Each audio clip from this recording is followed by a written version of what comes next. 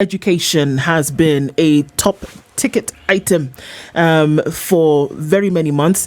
It just continues to stay in the limelight, especially with the release of KCSE results yesterday, and the buzz is around the Ministry of Education in terms of what it will do about some of those issues. And we're here for it this morning, continuing to talk about that. We will have a further education conversation this morning, and even as we get into that, this hour we're talking about CBC, and we're looking at helping parents and teachers understand the CBC learning model better. And we're joined by a CBC ambassador, Benson Wambugu. Kamau is here this morning, and he is already in the hot seat. Good morning, Benson. Good morning. My name is Wambugu Kamau. Mm-hmm. You don't like the Benson?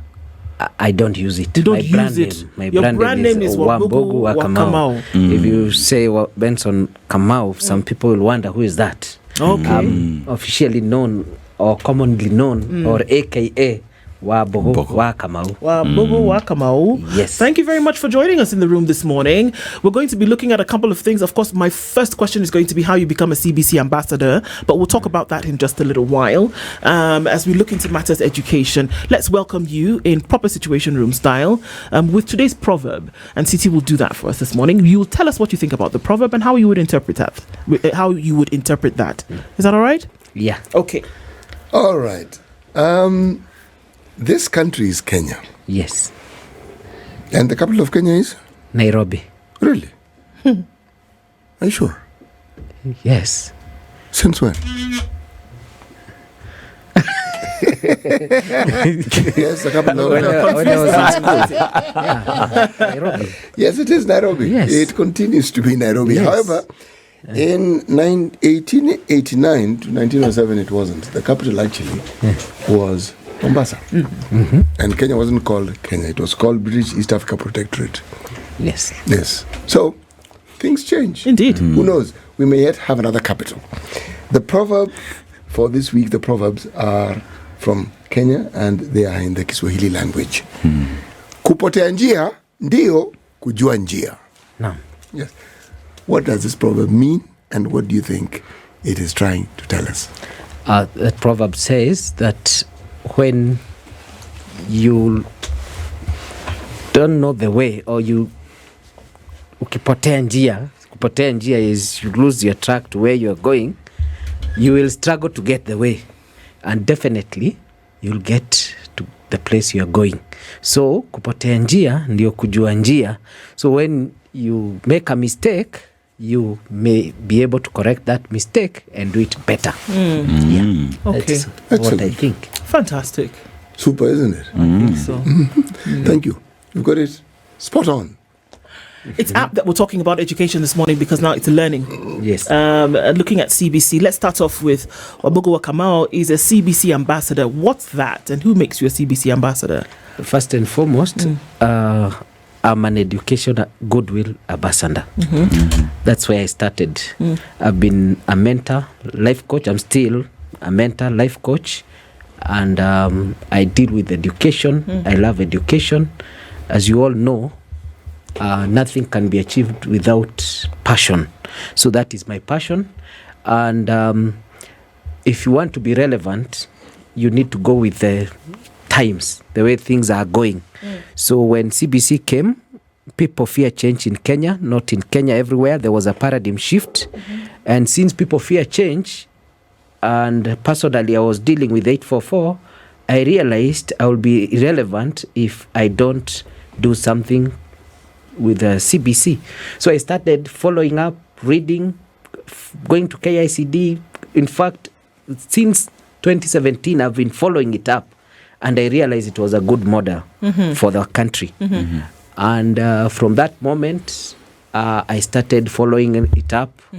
Now, come last year, there was a lot of confusion, and I went to my TikTok account and started talking in a contemporary language, in a language where Kenyans understand. And I was in a garage, and I told parents, this year there is no KCPE. The grade 8s will go to grade 9. And then I got a lot of response. That small video was viewed by around 400,000 people in a span of 2-3 hours. And then I realized people are blank when it came to CBC. And I took that initiative and decided that I'll keep on giving information to people as a patriot. You remember the story of Wangari Maathai and the hummingbird? When the forest was burning, big animals were not doing anything apart from the small hummingbird that went to fetch water with a small beak. Yeah. And then the elephant complained and said, your beak is very small, you're carrying very little water. Do you think you're going to put this fire off? And the hummingbird said, but don't you see I'm doing what I can where I am? And this big elephant was doing nothing. Okay. So as a hummingbird, in my little capacity, as an ambassador of education, now transformed as ambassador for CBC, I started giving people the information they have. And we are in a country whereby even the constitution, they were saying, kama baba amesoma, na amesema ni mzuri, iko sawa. Okay. So this time, I don't know if baba aliwasomea. So me, I read, and I started now giving little information. So here you're the and there. baba? So I became baba Okay. in that area. What do you understand about CBC as the curriculum for the country's education system now? What do you understand about it? One, I understand CBC as competence-based curriculum that has come to help our children acquire their basic right, which is envisaged in the Constitution, the basic education.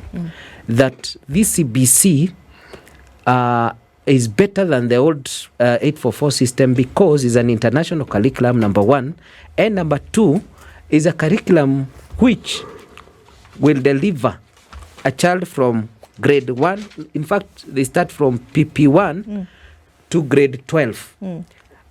And it is exciting. It helps a child love education because they focus on practical rather than theory.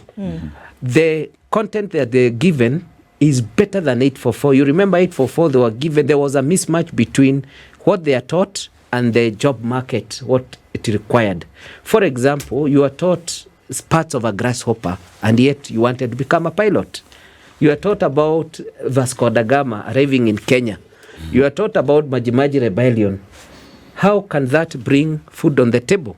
With CBC, they are given an opportunity to do things, and they are taught skills which they can directly help them in day-to-day living. And then the best thing about CBC, it has the core competencies that makes a student become an all-round student. And again, it also removed that aspect of examination that when KCSE is announced, the whole country goes to a standstill. And those who get A's are recognized, and those who get E's are condemned. CBC came and solved that problem. And people are still in a previous regimes, KC 844 system. That's why they were complaining that KEPSEA is not yet released, and yet we are told to take our children to school. KEPSEA is an assessment, is not an exam. They are not issued any certificate from grade PP1 to grade 9. The only national exam they will do is in grade 12 because of the obvious reasons. Reason that is to transit to university and colleges. And that exam, some students might get double certification. For example, if they went to a pathway which is technical and they acquire a certain skill, they can also opt to do an exam with CASNEB, NITA, other bodies, and get now a certificate from grade 12 to world of work. Okay. That's why I love CBC. Okay. Now, Wambugu, you talk about CBC being a great thing. We agree, but however, CBC has to be accompanied with the investment in making it be a success. The government, in terms of retooling teachers, in making sure that they're able to handle these construction of classes, but this does not seem to be the case on ground. And even as you talk to parents in terms of accept CBC, fine. Parents will accept CBC, but they're taking their children to institutions that are not ready for them, in the sense that there is swimming class, yet I am in a school that only has a ground. How do I get this skill? How do you convince such a parent that CBC is good?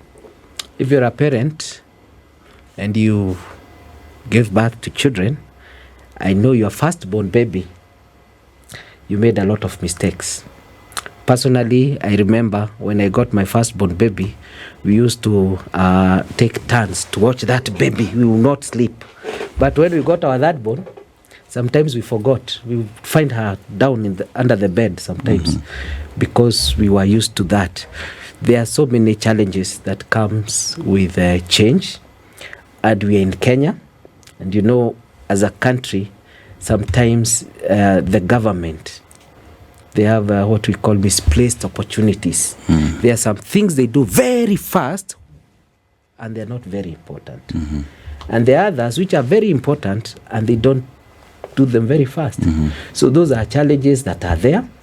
But when you are constructing a house, if you have the master plan, in the process of building that house, you realize there is a lot of confusion. There is sand, there is stones, they are everywhere. It looks like it's confused.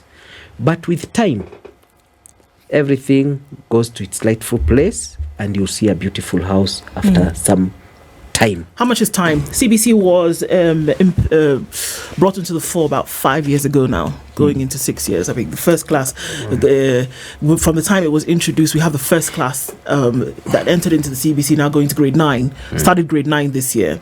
How much time is enough to implement a new curriculum that is handling the education of children who, interestingly enough, don't have time? They've got 9 months in the year, 10 months in the year to go through education. How much time is enough to implement a new curriculum? With time, there's no, I cannot tell you that 9 years is enough, depending on how the government has prepared itself. But as I said, in our country, there are so many challenges, not only in education, also in other sectors. So that is a question that is beyond me. I wish I could answer that question. In fact, Amina Mohammed said it articulately and said that we are not ready for it. Absolutely. But again, and she was vilified for it. Yes. But again, I also praise now we see that she was right. Yes. But again, when you have a vision and when you have a big dream, sometimes you don't need to see. If you're going to Mombasa at night with a car, you don't need to see the road from Nairobi to Mombasa to get to Mombasa. You just need to see what's in front of your nose for that moment? 20 meters with the light. And then slowly by slowly, you get there. Because the way it it actually helps to have the long vision of where you are going and what you are trying to achieve. So that brings me to my next question. What was CBC as an implementer curriculum trying to achieve, or what problem was it trying to fix from your view? And maybe that can help us see this long vision that we need to have with education, unfortunately, as one of the fundamental pillars of a nation. We're talking about the majority of its population vested in this age group. Yes. What was it trying to solve? The introduction of a new curriculum. There was a problem. Yes. What was it trying to solve? One, the issue of dropout because of exam. You realized if you failed KCPE, you'll not go to the other level. That problem was solved. The issue of rote reading, cramming. Sorry, the issue was solved because now you had 100% transition, or what? How was that solved with CBC? With the CBC, dropout issue. They're not interested with content, but competence. They're trying to see the competence of a child. The two go together. They have to go hand in hand. Yes. Because the competency has to be based on something, and the something is content. Yes. So there has to be content and competence. Yes, and because that's how we measure your competence. This is what you're taught. That's content. Yes. In whatever area, whatever subject, and then you display whatever knowledge you're supposed to display based on what it is that has been presented to you. Yes. The two have to go hand in hand. You can't do away with one. Yes. Yes. So we go back to Problem. what was the problem that the introduction of an alternate curriculum was trying to solve?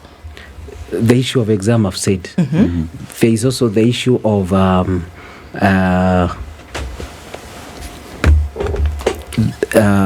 mismatch between what they are taught and the job market. Yes. And also some values that were not there in 844 now are inculcated in the CBC. For example, the core competencies like communication and collaboration. We have the core competencies like also things like critical thinking and problem solving, imagination and creativity, and also involving parents. 844, once you get to school and pass your exam, okay. But with the CBC, the assessments that they have, there are some assessments which are called formative assessments, which they assessed every day, and summative assessments like the KEPSEA and others at the end of the term. And those ones help in identifying the child's competence. And those are the things that I think the government looked at and decided to change the curriculum. And also 844 was a system that was overtaken by events. Such as? Because like now in CBC we have digital literacy. People are they are being taught using digital. They are sent home to do something, to Google and all that. We are moving from analog to what's digital. the percentage? I just want to ask a question to understand. What is the percentage today of children who are in this system, in schools around the country, who will go home and be able to engage in digital technical discourse at home and then come back to school with the results? Today, we're talking about gadgets, we're talking about internet connectivity, we're talking about assistance from parents at home. Today. A very small percentage. I will maybe give it like 45 to 50%. And it's the way our country is when you look at the public institutions, because there are people, in fact, as I'm speaking to you, they do not have electricity connectivity. I'll disappoint you. Yes. It is less than 16% of the total population of school-going children today. And let's use the public system as an example, because that is the purview of government. It is less than 16% of the children that you talk about who are given a digital assignment will be able to go home with the assistance of their parents to be able to have that assignment done and come back to school with a completed assignment. Now, if we're talking about techniques that will help to implement a curriculum, sadly, we can talk about the need for having a comprehensive curriculum, but the implementing techniques are extremely important. You'd rather not have the curriculum if you do not have the implementers to make sure it works. And I will just go back to the 844. I happen to be the first initiators of 844. When 844 started, there were lessons in it. There was music, there was arts and craft, there was home science, there was music, there was agriculture. I remember Kimalel Primary School going to plant sukuma wiki and cabbages. I remember, but as the implementation progressed, some of these were dropped. As we speak today in terms of CBC and its implementation, what stops it from going back to 844? If investment is not there in making sure that the implementation of CBC actually works. That's why we are here to try and help parents understand CBC. We want as a country to try and sensitize people the importance of CBC. It is a good curriculum, but that is the challenge is there. The challenge is the implementation. Implementation is there. We cannot run away from it. But again, we cannot also just sit there and see the forest burning and just sit and criticize. But was the forest burning with the 844 system? Because we talk about it not meeting needs, and yet that 844 system, from the time it was implemented, if you read and found out about it, there are very many things in the CBC that was in the 844 system, just that it was never implemented. Yes. So two questions arise. One, did we see the 844 system meeting the needs of people who went through it? In many ways, yes. Were they able to move ahead in their lives because of the system? The answer is yes. And the proof of this pudding is students who were in the 844 system. Did many of them qualify to actually go abroad and compete with other people internationally? The answer is yes. Did they excel? Yes. So, there were issues with the 844 system, yes. And the same issues have come up now. It's called implementation, which then begs the second question. Why did you not just add the things that you felt were lacking instead of overhauling the entire system? Yeah. Why?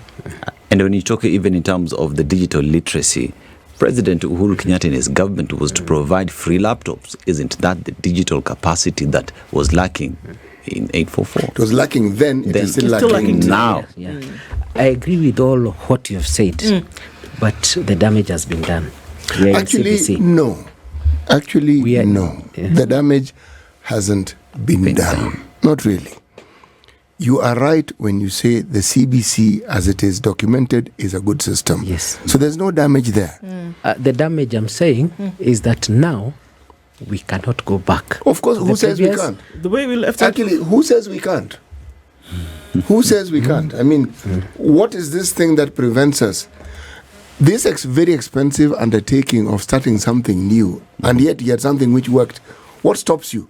These books that we've now sort of like presented. for grade 9. Have you looked at those books and looked at the content and asked yourself how different that content is from what people who are learning in Form 1? Have you had a look at it? Yes. How different is it? See, They have integration.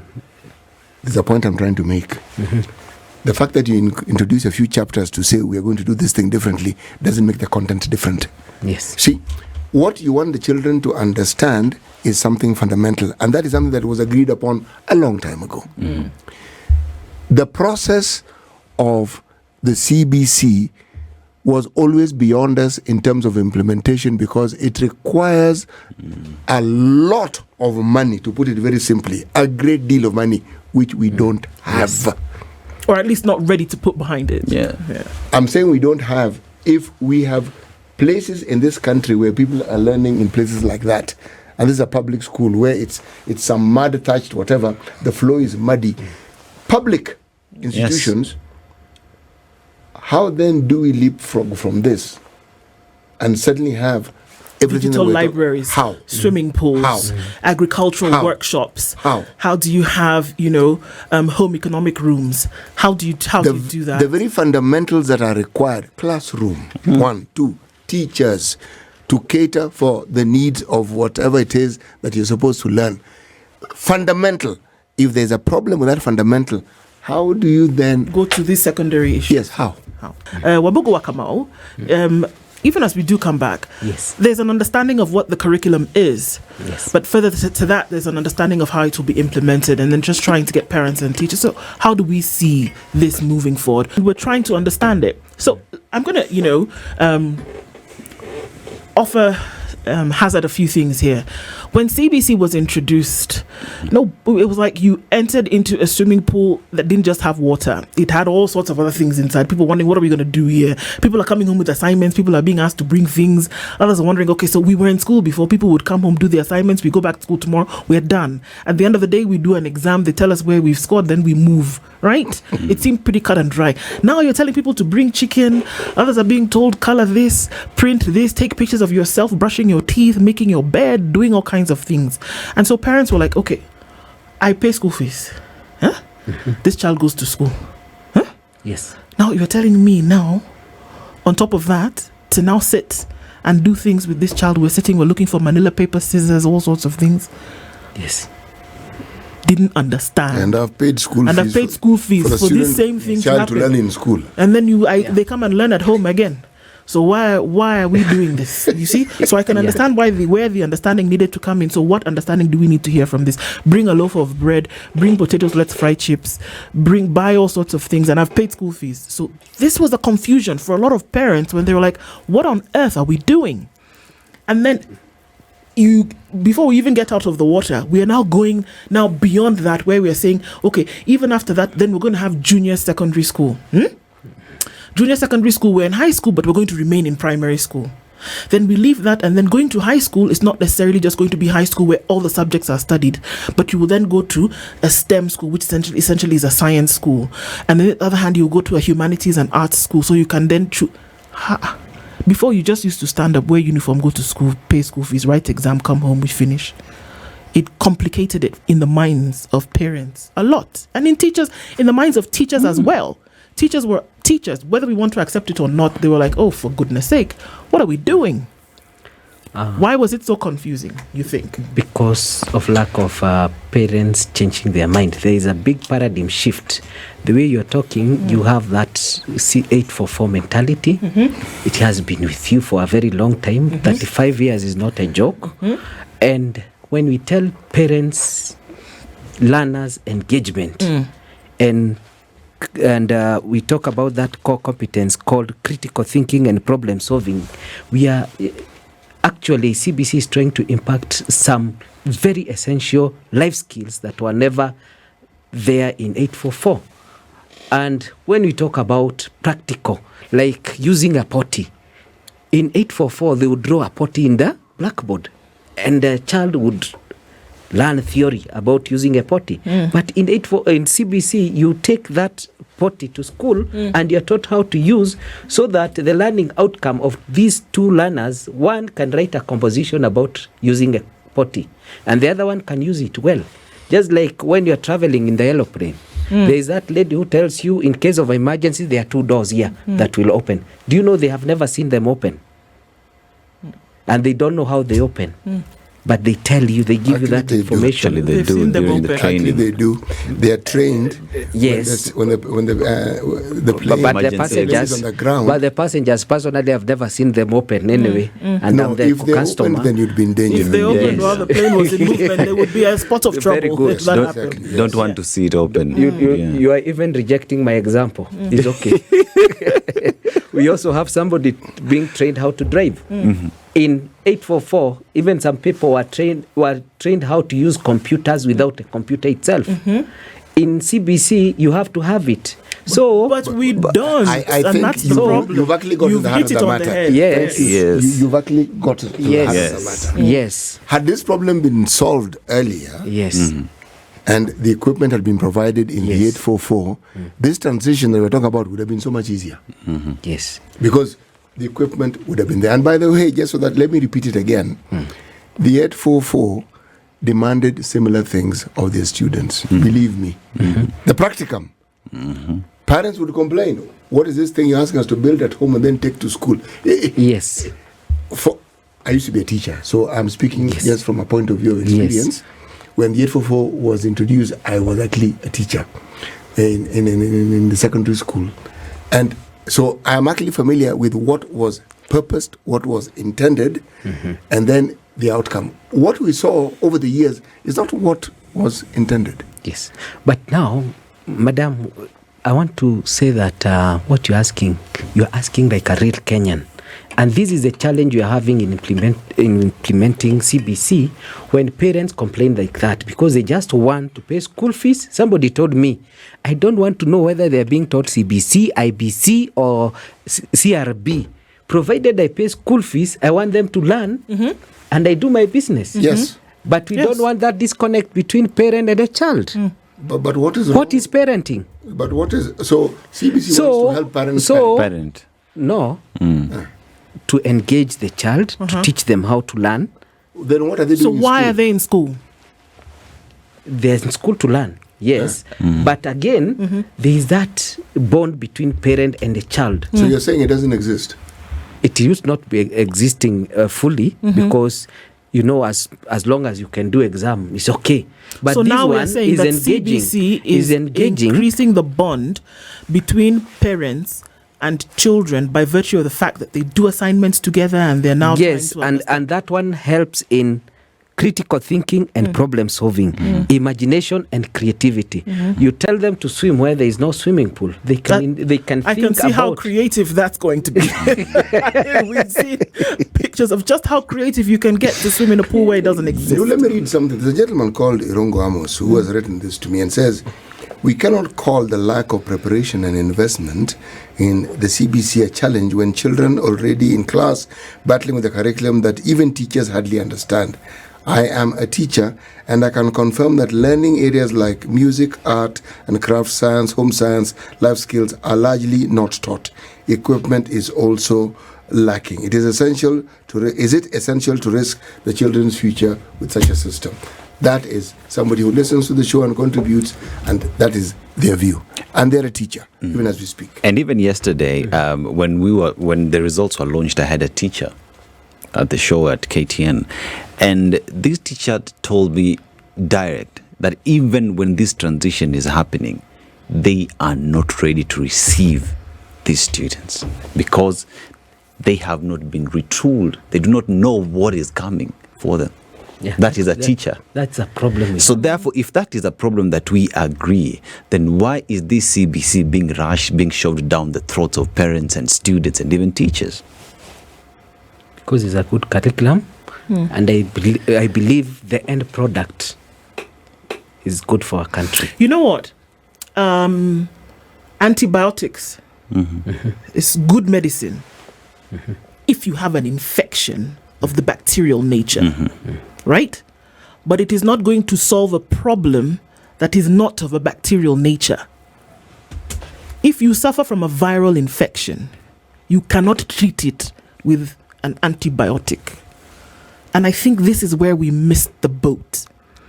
That we were not paying attention to the problem and what needed solving. I don't think there's dispute that the CBC is a good curriculum. Yes. I look at very many elements of it and how they're actually distributed in different global education systems. And it works very well. That competency allows you to look at the world in color like this, as opposed to tunnel vision where I have to study one subject and pass an exam. In 4 dimensions. There you go. 4 dimension, and you can see the world like this. That's what it allows you to do. But the problem was not that you needed to invite a new curriculum, that there were fundamental issues, and now you're treating a problem you're treating a problem with a solution that is not going to cut it. And that's what I'm saying. It's a good curriculum. Antibiotics are good medicine, but you cannot treat a problem with the wrong medicine. And so I think that's where the problem is here. And then how do you circle back on some of those things? Nobody argues that, yes, you would like to have a child by the time they finish grade 12. They understand things about physical education. They understand agriculture, and they're able to apply it to their lives. But have you put in the implemental markers? If you haven't, you're wasting your time. It's counterintuitive. It's counterproductive. You would rather not even have touched it in the first place. Anything worth doing is worth doing well. If not, don't touch it.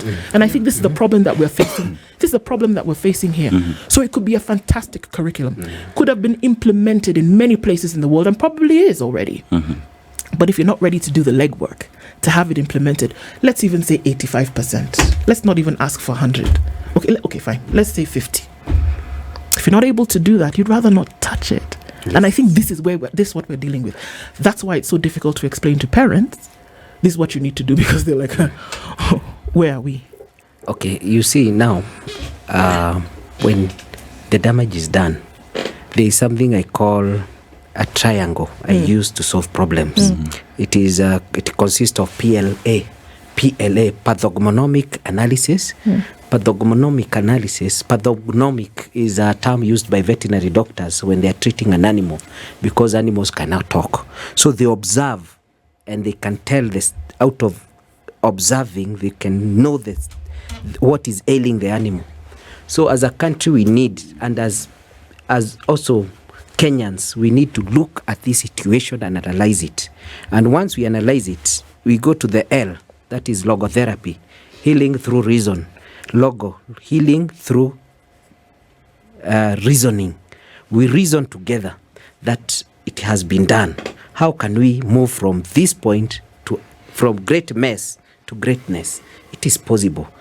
I am a believer of impossible is possible. And then there is something I call ambidexterity, the ability to write with both hands, the ability to change, and the ability to do something you have never done before. And I believe, as a Christian, that it can be done. You do know that what we're talking about here, the lives of children. And their welfare and also their future, and in so doing the future of the country. And this is not something you experiment with. Yeah.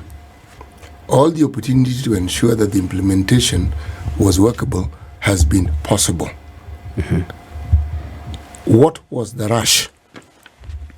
What was the must? What is this thing that was going to happen to the country if this thing was not implemented after some care, thought, piloting, and so forth? What was going to happen? Because we are now trying to implement it, and we can see the problems that we are encountering. These are huge problems. And what makes them monumental is that their lives that are going to be influenced and affected permanently as a result of what we are referring to as the goings-on that we currently see. Because the implementation has been done. It has started. It has moved. Okay. I want to say that even Jesus Christ was born in a cowshed in a manger, but he never became a cow. So Because he wasn't born a cow. He wasn't born a cow. Yeah, but he was born in a cowshed in a manger. I want to connect with the damage has been done. We are here. Let us forget about, you were talking very well about if it was implemented, if now it is there. How can we join hands? No, the question is how can we join hands? It hasn't been implemented. You see, this is the point. We are trying. The government you're is saying trying. It has been implemented, and I'm saying it hasn't. Okay, let me ask a question. Yes. That will let's see the implementation. A child who is in grade 7 today, in the CBC system, is, if you can carefully use the word equivalent, is equivalent to a child who finished class 8. Okay? No. Yes. No. A Grade child, 7 is grade 7. No. Well, I'm looking at what happened in 844 Okay. and what happens now in CBC. Yes. A child who is in grade 7 is the same as a child who was in class 8 finishing KCPE, because you finished Kipsea. Isn't it? Yes. Same class. Now, they've gone through 844 and written KCPE. This has finished and written Kipsea. What is the difference in learning and the capability? Because we have examples in the same time of these two. How can we see that this child who has finished 844 in the KCPA examinations after that year, and this child who has finished grade 6 now going to grade 7, what's the difference? Because the different curriculums have been applied to the two. The difference is that one, the CBC child is now going to exploration. Because if you understand CBC... Not where they are going. Not where they are going. What they have achieved. What has been achieved as of not where they are going. What has been achieved from January to November in CBC for this child who is in class 6, and January to November to this class 8 student who has finished KCPE. The difference between the two. The structures are different. Now, let me also ask another question. As we talk about the implementation of CBC, let's use between private and public institutions. It is obvious, it is common knowledge that private institutions are well prepared than public institutions. Yet when you talk about education, it is a right that is guaranteed. Therefore, the government must ensure that every child in the Republic has access to quality education. But here is a question where these two parameters, one seems to be favored than the other. Yet the Constitution is there as an equality in making sure that we are all on the same level. Therefore, as we talk about implementation, and children are not equal based off where they study, how is CBC going to be achieved? with equality as a marker? It will be very hard to be achieved for now, but with time. Okay. With time. And I think this brings us back to one of the fundamental issues. And with those also so many changes in the governments. Yeah. We know there are other governments that may come in place. We also know that CBC is new, Yes. CBC is evolving, and CBC is under construction. Yeah. It is still under construction. And being very positive, I think it will work. And we need to focus on where we are going, not basically where we're coming from. Because even our eyes, both of our eyes are placed in front so that we can see where we are going. So if we can put all that energy and cease from having this negative energy, and we focus on trying to see the good things in the CBC, as you alluded that there are good things, it's a good system, and we join hands as Kenyans and try to talk to the government. We have many people advocating for those things we are talking about as a country. I think we can change. The CBC can be a very good thing, and it is possible. I believe it is possible. You know, this particular matter of the CBC, this isn't a faith-based initiative. Yes. Yeah. It's a practicum. It is something that requires certain structures. It's something that requires certain set activities that must be achieved within the structure. There must be timelines to it, bearing in mind that we have lives of young Kenyans at stake in everything that we are doing. Now, what you refer to as negativity is what we refer to as contribution to the discussion, so that those who are seeking to implement it understand how it is that people think and feel about it and what it is they know. This discussion we're having is what should have been had long before. Before anybody opened their mouth to say that we changed the curriculum. Yes, because then the discussions would have been had, so when the implementation came about, one would be clear about what one is doing. But we're having it now because it wasn't had adequately before. Yes. See, you introduce something new, essentially you're trying to replace what people know. They will be asking, wait, I went through a system, it seemed to work for me. Maybe I have other children who went through the other system, it seemed to work for them. So this new system, how is, you always start from the known. And you like what you know. Yes. That's just human nature. Change. It is the thing you know that you like. You have to be informed and convinced about change before you accept it. Yes. Yes. You can't be told change. Your knee-jerk reaction will be to resist because Why? you don't know. Yes. I agree with you. That is what failed. The government failed in that area. But now, where we are standing, I'm looking at it. How can we salvage the situation? That's why we try to... Actually, we can't. We can't. How? We can't. No, we can't. Only the government can do something. We actually can't, because if, for instance, something as simple as the government saying there is release 16 billion to build new classes, and we know that with this system, right now we don't have Form 1 students, don't we? Yes. So we do have classes that are empty. Quite simple, really. What were we building new classes for when we already have classes that exist? Classes that people could go into. So even if you're thinking of building, you'd be thinking of building to supplement what already exists. You're talking about teachers who would teach in the science subjects. Primary schools don't have them, and if they do in few numbers, secondary schools do. These teachers were going to teach for months if they were there. It was not complicated because many secondary schools are near primary schools. I'm simply saying there are a lot of things that are happening with this particular system that seemed, if you look at the working, to guarantee that it won't work, whereas it could work. Yes. And go ahead. And there was no public participation. You know, when you talk about public participation, it is not what is on paper, but we talk about quality and meaningful public participation where each and every individual is given an opportunity to speak, to help inform future decisions. That never happened. Parents were told CBC is here, dive in, there are sharks, there are whales, find your way out. Now, my question is now, what do we do from here?